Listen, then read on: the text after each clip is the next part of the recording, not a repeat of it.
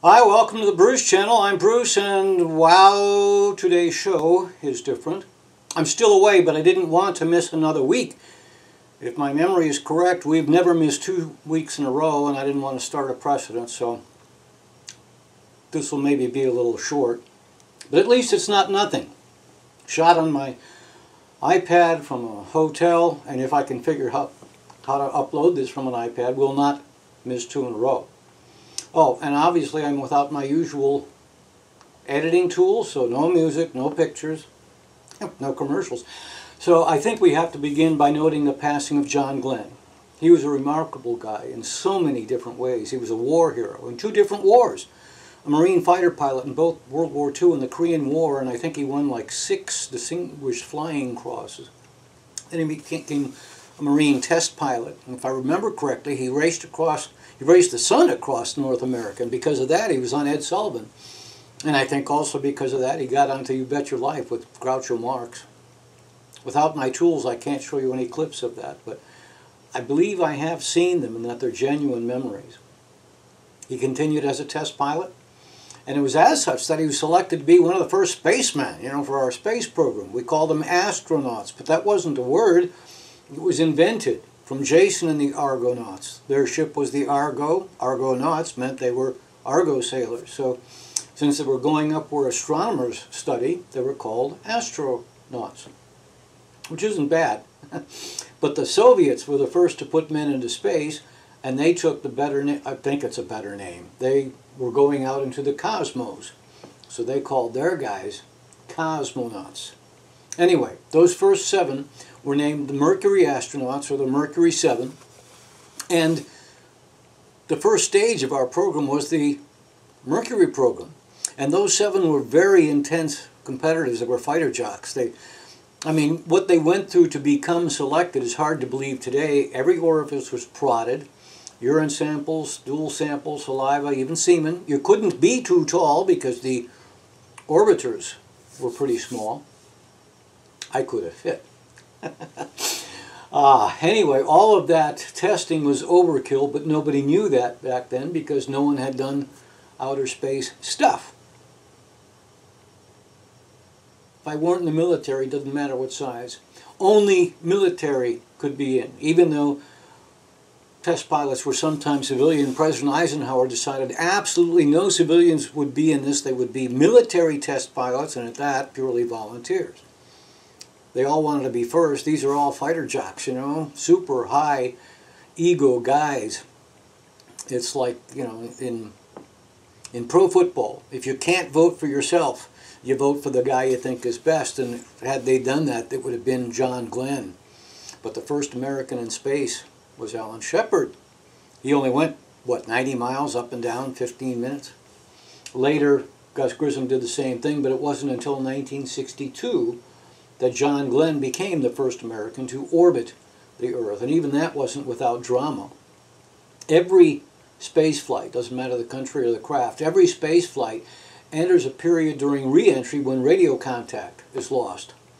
In Glenn's case, there was a chance the heat shield was loose, and if it were dislodged, the spacecraft and its passenger would have been incinerated. So during the radio blackout, nobody knew if he was there or if he was incinerated. He was the ultimate hero. Ticker tape parades. He met President Kennedy at the White House. He wanted to go back into space, maybe even land on the moon, and he always regretted not going to the moon. But what he didn't know, his popularity was so enormous, President Kennedy secretly told NASA, don't use him, because they didn't want to have anything happen to him. He did become friends with the entire Kennedy family when Ethel asked him, Bobby Kennedy was shot, and she asked him to break the news to her kids. Later became senator from Ohio, 4 terms senator from Ohio, and the coolest irony of all, he became the oldest person, man or woman, to go into space. He was selected as a payload specialist on one of the space shuttle missions. He was 77 and still in the Senate. By the way, if you have not, I'd highly recommend you read Tom Wolfe's book, The Right Stuff.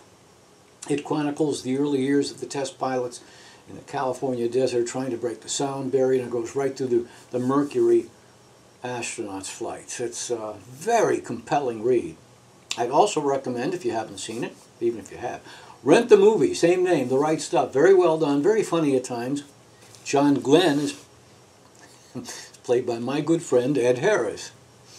And John Glenn, as he took off from the launch pad on that first flight, Scott Carpenter was on the radio and he said, "Godspeed, John Glenn," which certainly seems apropos.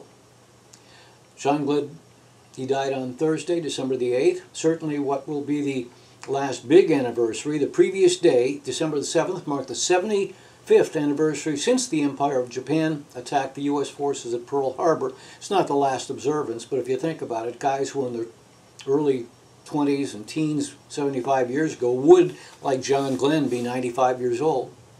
And since we always mark anniversaries in multiples of 5 years from now, they'll be near or past the century mark. They won't ever be forgotten, but we haven't got long to tell those of us who are still here that we remember. Did you know that oil still seeps out of the sunken battleship, the Arizona? A year ago I was startled to learn something, and I spoke of it then. I was reminded of it this year when on December 9th, the day after John Glenn died, Kirk Douglas turned 100. A year ago I provided the address where we could write him and tell him we enjoyed his work, and I found it, and will repeat it in a moment. But in the last year I watched 2 Kirk Douglas films. One I'd seen before. It's called The Man from Snowy River, and it's an Aussie film about 30 years old. It's been about 30 years since I'd seen it. I remembered I enjoyed it, but not particularly why, so I watched it, and yeah, definitely worth a look. But I'd never seen The Vikings. And in fact, I don't know why this is. I didn't know The Vikings existed. I mean, as a film, I'd never heard of it. So when I discovered its existence, 1958 film, I rented the DVD, kind of fun. But what really made it fun, there was only one special feature. Richard Fleischer, the director, decades later was reminiscing about making the film. And I don't remember everything he said, but 2 facts stick out. Really stick in my memory. One, it was filmed, I think, partly in Norway and maybe northern Great Britain. And there's a museum, and so using the museum and the Norwegian government help, they got blueprints of the actual sailing ships.